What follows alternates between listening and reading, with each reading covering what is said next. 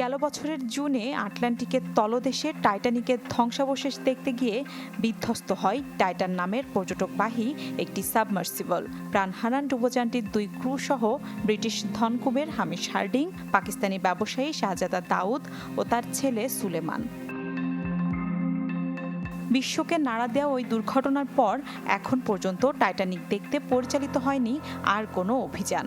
তবে এবার টাইটানিক অভিমুখে নতুন অভিযানের পরিকল্পনা করেছেন মার্কিন বিলিয়নিয়ার ল্যারি কনর। তিনি যুক্তরাষ্ট্রের ওহাইও রাজ্যের একজন রিয়েল এস্টেট ব্যবসায়ী ও অভিযাত্রী।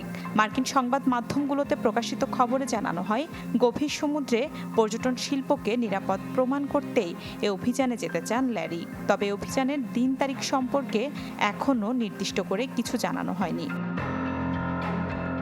এ যাত্রায় তার সঙ্গী হবেন ট্রাইটন সাবমেরিন সংস্থার সহ-প্রতিষ্ঠাতা ও সিইও প্যাট্রিক লাহো। ট্রাইটনের প্রায় $2 কোটি মূল্যের একটি সাবমার্সিবল নিয়ে আটলান্টিকের তলদেশে যাওয়ার কথা রয়েছে তাদের। সাবমার্সিবলটি পানির প্রায় 4 কিলোমিটার গভীরে পৌঁছাতে সক্ষম বলে জানানো হয়।